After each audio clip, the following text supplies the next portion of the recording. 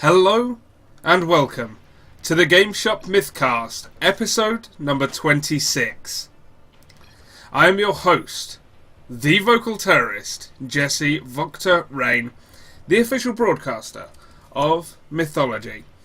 Today, once again, we are looking at our Terran player, Nathan.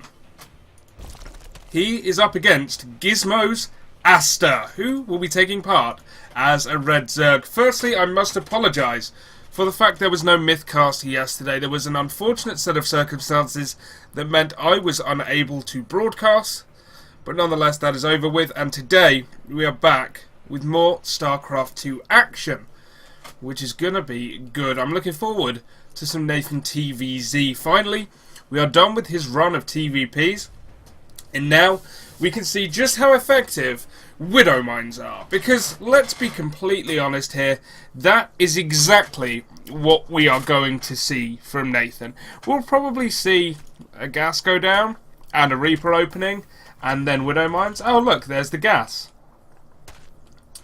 2 SCVs forced to be pulled by AsTeR, so nice work here, forcing that drone away.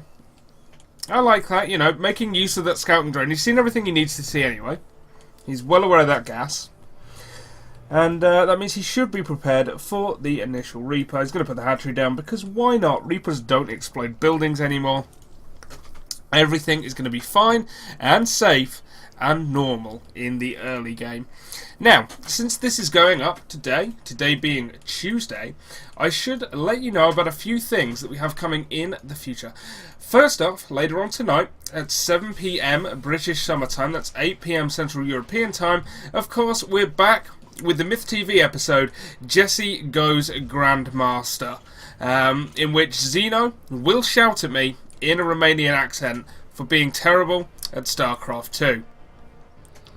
Beyond that, tomorrow, hopefully again in the afternoon around about similar time, maybe about an hour earlier, on twitch.tv/mythodin, we will have the Mythology Clan War. I am at this point uncertain as to who will be broadcasting that, because I will be busy working with the esteemed Belle Noire of Belle Noire TV, casting the Czechoslovakian clan base. And that's going to be a really fun event. And I'm looking forward to doing that. So hopefully you guys either tune into the Clan War or, of course, tune into that. It's going to be a bunch of fun. As well as that, on the 5th of July, we do have the Game Shop open with a huge prize pool, which is open to anyone from Diamond and above, which means I need to get practicing and get myself into Diamond so that I can win. Now we see this Reaper being annoying. Very good use of it so far by Nathan. Nice move by AsTeR to try and just get around it, surround it, kill it, but that is not going to happen. Still being thoroughly frustrating with the use of this extractor here. But now with the second Reaper here, he's going to have to pull off a lot more to hold this. Obviously, we do have the Queens, 2 more Queens on the way. We have 1 Queen here, but with 2 Reapers, they can theoretically kill it. The second Queen is going to have to get in there. Oh, does not quite manage to snipe that second Reaper. So nice work again from Nathan, forcing a few extra Zerglings, forcing what could potentially be an extra Queen. Some players, though, do like to get out a nice mass of Queens early on, and of course will continue to be useful for creep spread. And now we're going to see the Reapers coming to the back of the line here, and just see if they can get any drones. No drones, of course, available there, but they do frustrate the Zerg player yet again. Meanwhile, in the main base, we see more barracks being added. Of course, the factory is done. It will go down on the reactor and start to produce Widow Mines. The first couple of Marines out will now start to clear this extractor. And the Reapers are also going home and just going to check for any forward shenanigans from the Zerg player. So far, a decent opening by both players. Nathan being annoying, but AsTeR managing to be annoying in equal amounts. Meanwhile, AsTeR is going to take this as his third base, not going for the much more common, more east-positioned third base that Zergs do tend to get. I tend to find they prefer to look after this base than this base, just because of these rocks in the early game. But this Zerg player seems fairly confident in terms of that. And now Nathan just making sure that he's not about to get busted, actually getting some Hellions out first. And throwing down 2 extra bunkers. I'd like to see that from him. Trying to keep my voice good. A lot of recording to do over the next few days, as always. And now just going to use these 2 Hellions to scout. He's not going to get anything done here with the 2 Queens out front, with the Evolution Chambers here. Looks like he might actually get this snipe on a Creep Timber, which is fantastic. That's way more than you'd even expect nowadays with that Queen range. Of course, Queen range upgrade coming a long time ago. Most players having gotten themselves used to it now. Now, I'm surprised that the Hellions aren't checking for a 3rd base just yet. At this point, he's unaware of it. And with a strong creep spread forward, you've got to start to think that perhaps he's trying to connect bases up. Generally, you'd have thought here, and it wouldn't surprise me if the Hellions did try to go there. But as it is, they're just sitting on the front of that creep spread. Meanwhile, speed is finished. We have 1-1 on the way for the Zerg player. We've got a lair. We've got a Baneling Nest coming up as well, which will continue to be useful in the future. The Hellions still off over to the left, trying to just harass down these creep teamers. The Queen should be staying a lot more forward, because right now there's still only 2 Hellions, and they're allowing them to clear up creep that really they should not be able to. Meanwhile, if we move back to the base of Nathan, we see we're starting to get out this mass of Widow Mines, starting to add more and more Marines to it, some bio support. Getting the 3rd command center up will eventually be looking to take this base here. The Hellions now pulling back, still without having checked for that 3rd base, and well, that's kind of a shame. Now it's possible that he suspects it, but with those 2 Hellions, really the most utility you expect to get out of them is that. As it is, Starport is now on the way, but it'll be a fair amount of time before we start to see medevacs from it. So there's still this position where Nathan really does not have much in the way of map control. He has these 2 Hellions, but he's brought them back because they are injured, does not want them caught.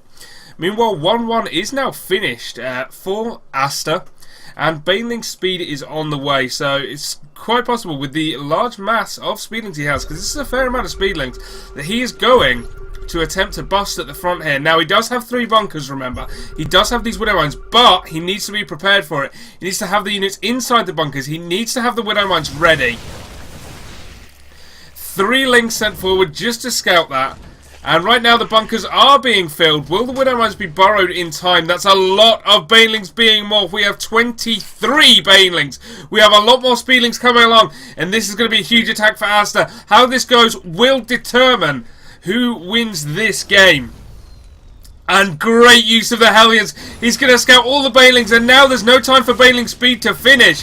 He needs to get in there now. Absolutely. The first bust hits. The bunker is gone. The Widow Mines do get their shots off. All the Widow Mines are gone, but so are all the Banelings. And I love the way the Marines and Hellions try to plug that gap in the wall. It's not enough at this point. They have to move back to this ramp. But the Widow Mines there do hold the Speedlings off. Great moves by Nathan to hold that there. That was a strong bust, but it was all about those Hellions. Scouting those Banelings before speed meant that AsTeR was forced to attack earlier than he had intended. We do have +2 attack on the way. We have more Banelings being morphed, but it's not going to be enough. The wall is being remade. The Widow Mine now placed outside to get one good shot off, so he's going to have to send Lings in first again. Otherwise, he will lose a lot of his Banelings. We do have 1-1 on the way for Nathan. We have a 3rd base trying to be taken. The rocks being exploded at the side. Now, here comes a much smaller burst. He needs to get that wall up, though.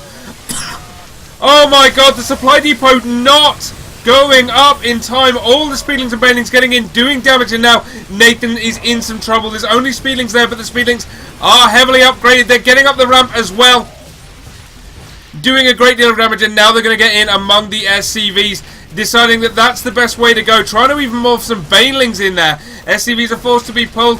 A bit of bio attacking here, but there's not a lot of it. It does have the medevac support now, and the Widow Mines are nearly reset. They are ready to get off another shot in just a few seconds. Here it goes! So we have 1 Ling and 2 Banelings left. The wall is back, is still up, but the supply depot is still down. And in fact, Nathan lowers the other one. The bunker is also down, and he's now in a position where he's going to be in some trouble. The Widow Mines unable to get any more shots off. More bio being taken down, and there are still more Speedlings in this base. Nathan, at this moment, is being torn apart. Excuse me. And it's all down to that one mistake, just leaving that supply depot down. He's going to have to lift this third. No way this can stay here at all. He is going to clear up his main base, but there's too many lings here. And in fact, now this command center will die. No lift from Nathan. Nathan is in disarray at this point. His third base is gone. We have 7 workers killed, as we can see. It's 49 to 47, which is still fairly even, still fairly good for the Terran player. But of course, with no third base, AsTeR with a 4th base now, he is in a great position to push forward in the future. He has a huge upgrade advantage as well, and we have more Banelings. Of course, the first Widowmine shot goes off, takes down a lot of those Zerglings, but now the Banelings rolling in. A nice lift there, but oh, one medevac actually taken down by its own Widowmine. Oh, that was painful. And now a lot of SCVs being killed here by the combination of Speedlings and Banelings. 21 now killed. There is no escape over here for the SCVs. More supply depots also falling at the same time. Nice repair. But at the end, is it too little, too late? That wall is still down and there's a lot more Banelings morphing. And really, we're not seeing any advances for Nathan. He's trying to get out enough of an army to kill this. He does have a lot of Widowmines.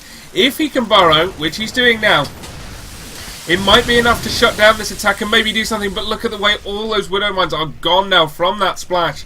One more Widowmine left. With one shot in, it's 2 more up here in that bio army. A nice stim trying to catch these before they morph, but too little, too late. One shot with that Widowmine, but that is now gone, so he has 2 more borrowing from behind, but we have a lot more Banelings coming in. Of course, the Speedlings do get taken down, but there's still a lot of Banelings there at this point. We've got Speedlings running in from behind. More and more SCVs being killed. Oh my word, we are up to 29 now. AsTeR's supply, however, still very, very low. It should be pointed out. And he's now regrouping, retreating. Honestly, AsTeR at this point could just go home and tech up like crazy. That's what I want to see from him. It's 50 drones to 28. Use that advantage. Don't keep trying to press this and becoming less and less cost effective as time goes on. Set yourself up with a nice army just in case you're about to get countered. You put the Terran into this position where he's very, very desperate. That's definitely a possibility. But then just go home. Drone up. Tech up. Finish your upgrades. Get ultras out and then crush him. Nathan, meanwhile, very much focused on defending this next attack, and that is one hell of a huge attack. AsTeR is barreling in with everything he has, morphing even more Banelings. This is going to be insane. It's going to come in 2 waves.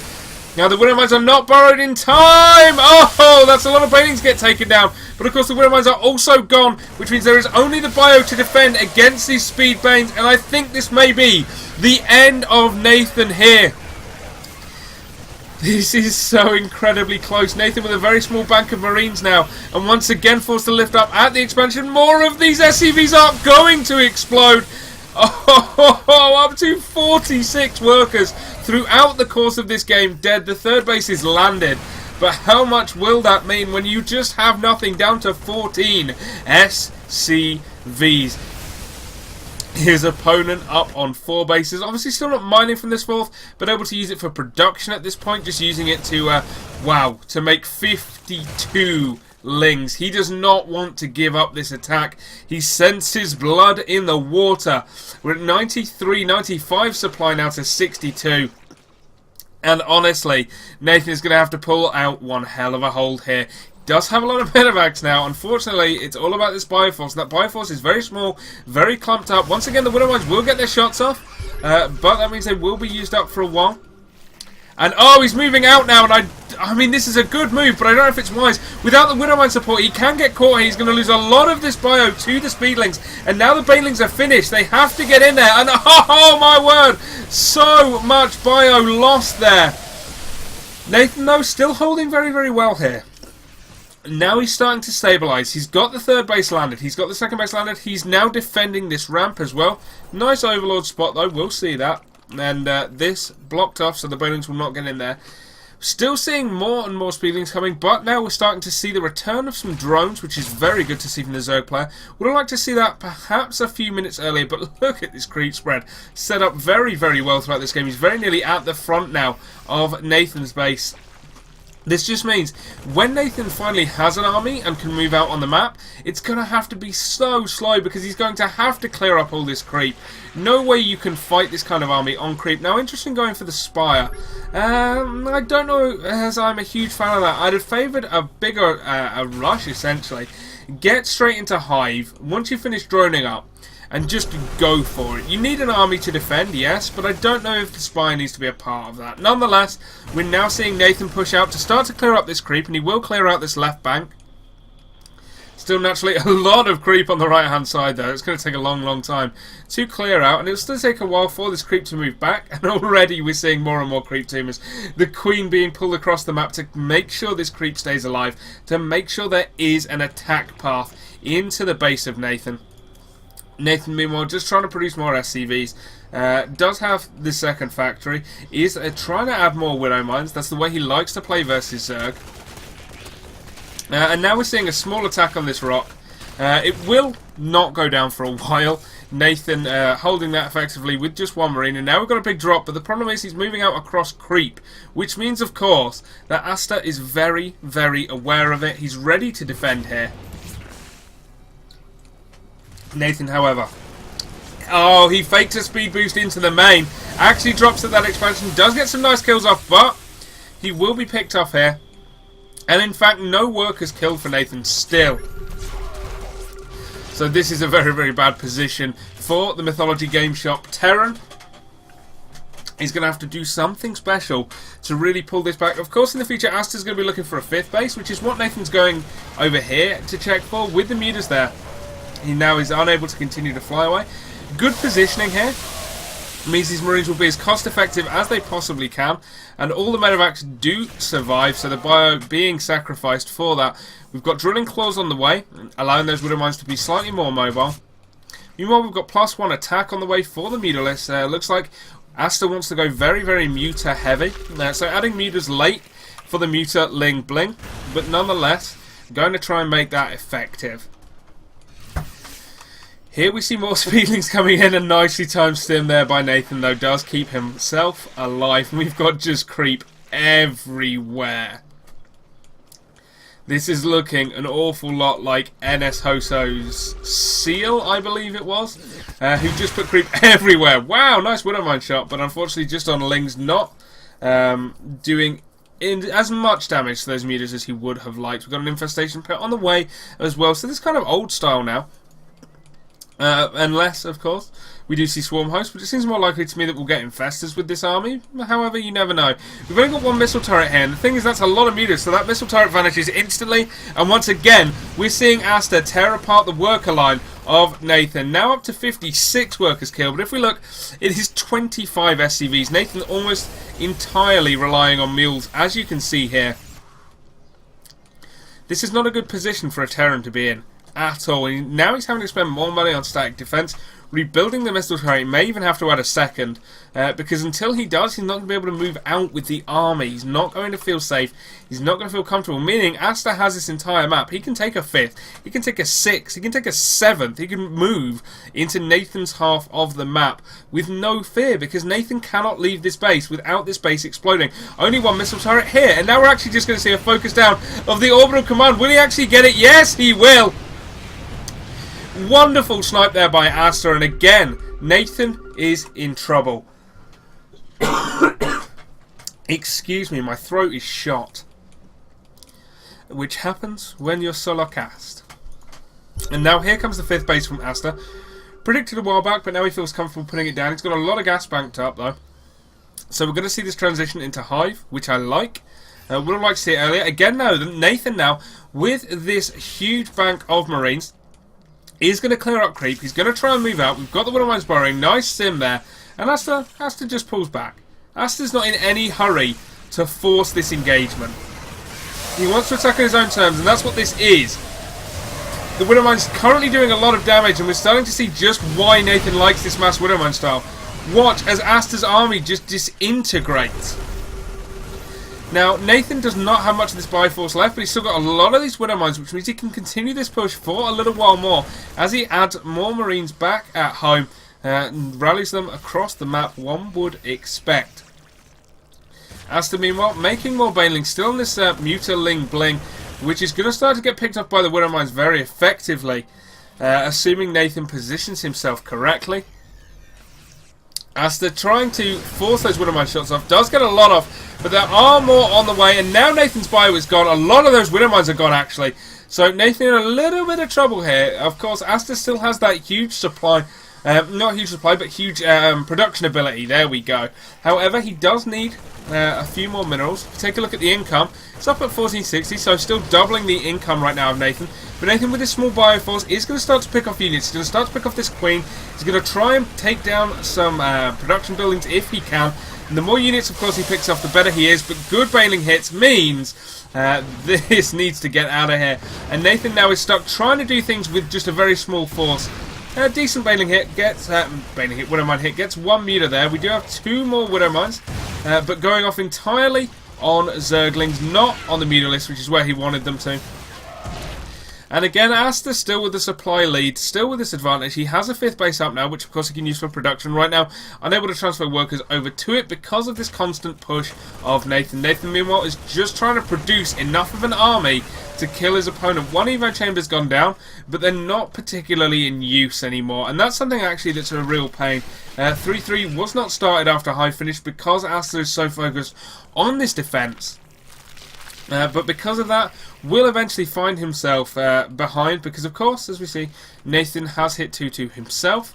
So the upgrade advantage in the early game has not panned out to a late game advantage. And in fact, it's like essentially we're not even in late game. We're in extended mid game at this point because AsTeR has never moved on from that mid game strategy of Mutaling Bling. He went for the early Ling Bling attack. It was very effective. But now the mutas, not so much. They've been useful, but not to the extent that he would have liked them to be. Good pick up by Nathan. Nathan, unfortunately, going to be forced to drop because of the presence of the mutas.